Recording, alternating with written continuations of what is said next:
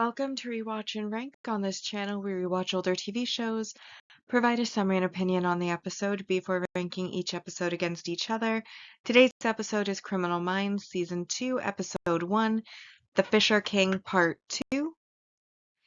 And the episode in a nutshell is a brief reminder of what happens in this episode.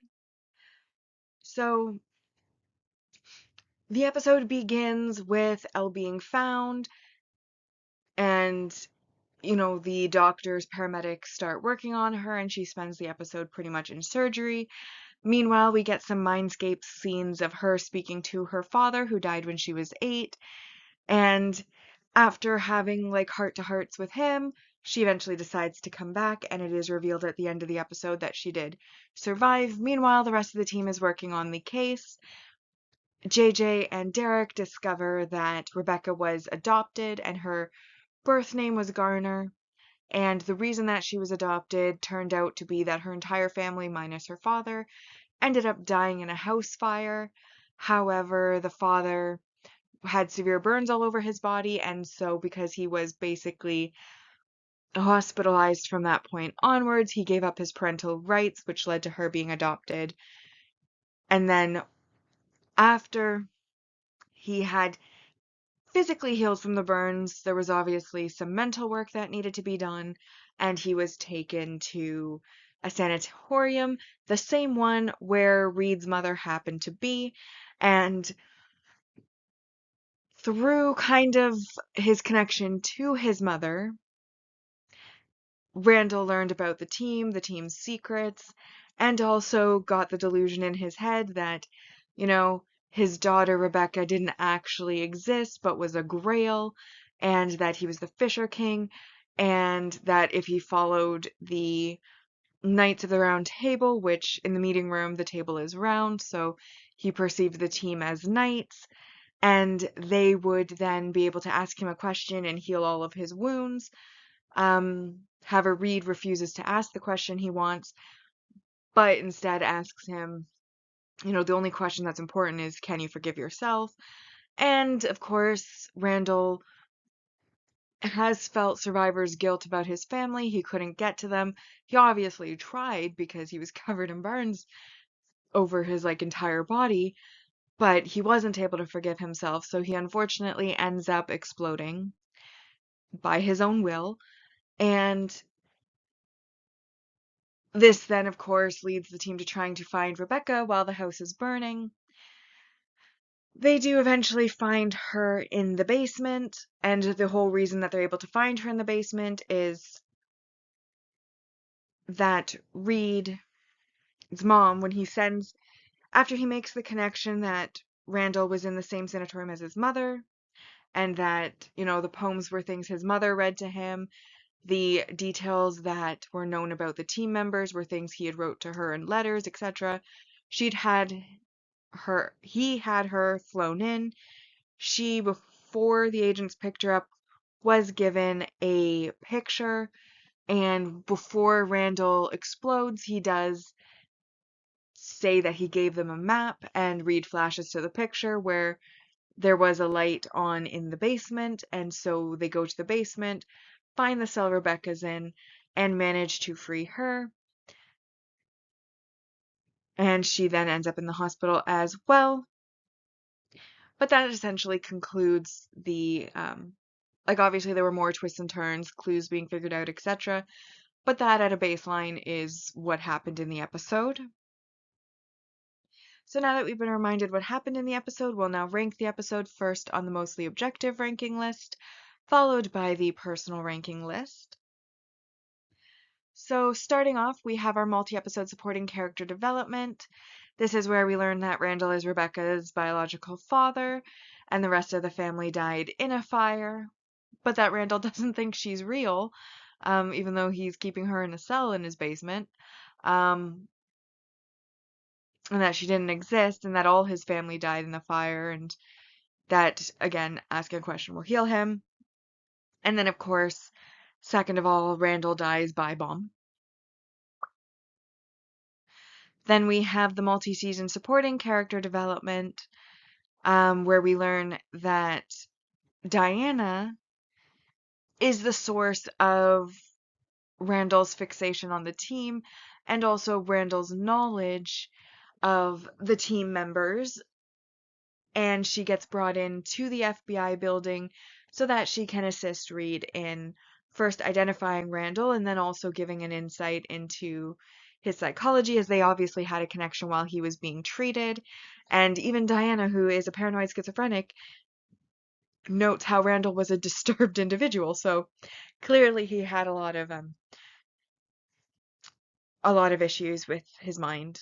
And even she thought Rebecca wasn't real because the way Randall spoke of her, she thought that Rebecca was a metaphor, not a real person, and definitely not his daughter, which was interesting. But anyways, Diana's brought in to assist and help once that connection is confirmed. And then we have our multi-season main character development, of course, where we learn that Elle's dad died when she was 8 years old through these mindscapes, and of course she comes out surgery the other end. I already gave the points for her being potentially shot, or in this case really shot, in the last episode, so I'm not doubling up on those points.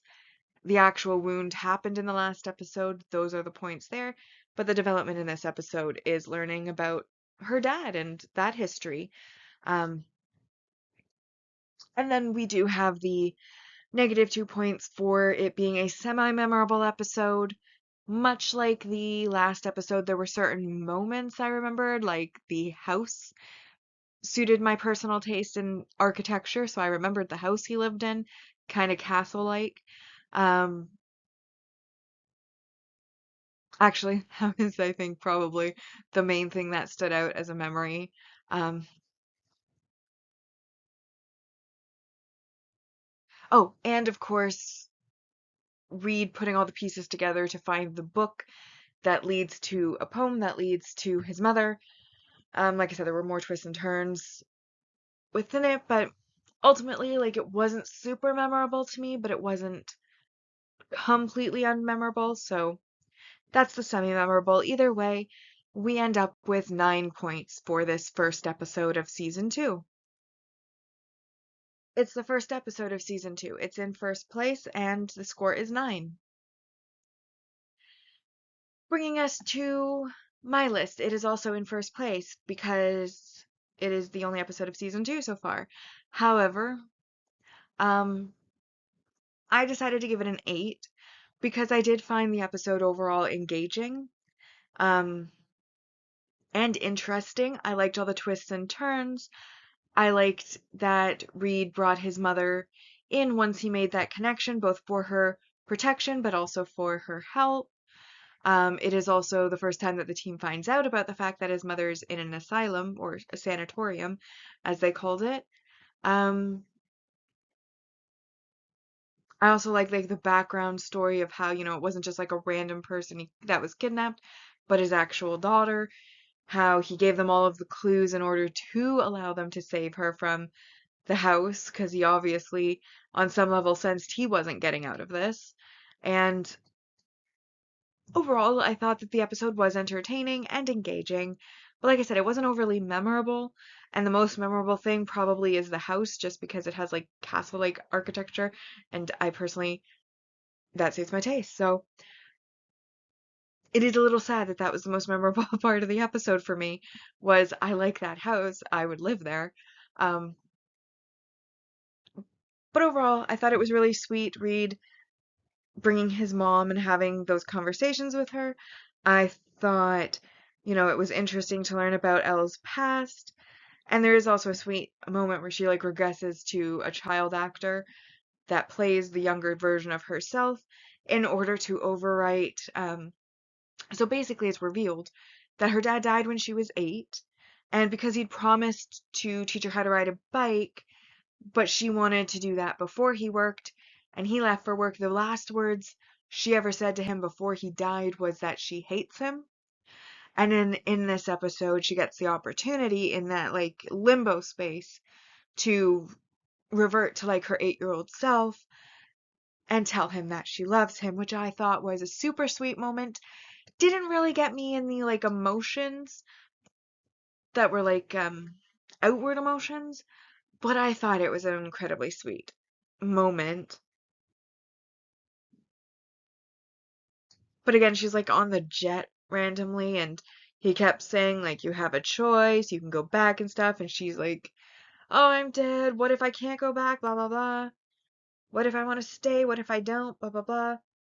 Apart from that really sweet moment, I didn't really vibe with their conversation, especially because, she's basically the same age her dad was. So it's kind of awkward that for most of it, she's talking to this person as her father who looks like the same age as her. And there's a reason I think the only moment that really stuck with me was when it reverted to a child actor that was actually 8 years old. Um, because otherwise it was a little weird to me. I mean, inevitable. He died young. She's about to potentially die young, though she ends up surviving in the end. So the fact that they're about the same age makes sense. Once you're dead, you don't keep aging. So I understand why they're the same age there. But again, it seems a little bit awkward and weird because I think I took myself out of it mentally too. These are two actors probably of the same age, and she has to act like this actor is her father despite the fact he's the same age as her. I think that's what made it awkward for me, is taking myself out of the characters, which is not a good idea because I usually say not to do that or try not to do that, but I think it just kind of happened on its own, and that's something there. Overall, I decided I liked this episode better than I liked part one, but I didn't think it was worth a higher score than part one, which is why I decided to give it an 8 out of 10 for this episode. Which now brings us to the series ranking so far. We had the mostly objective ranking. Season 1 ended with 56.36%. Season 2, 9 out of 230 so far. Personal ranking ended at 50% for Season 1, and Season 2 has a score of 8 out of 230 so far. But with that, we've now rewatched and ranked Criminal Minds Season 2, Episode 1, The Fisher King Part 2. Like and subscribe if you'd like to, and I'll see you in the next episode.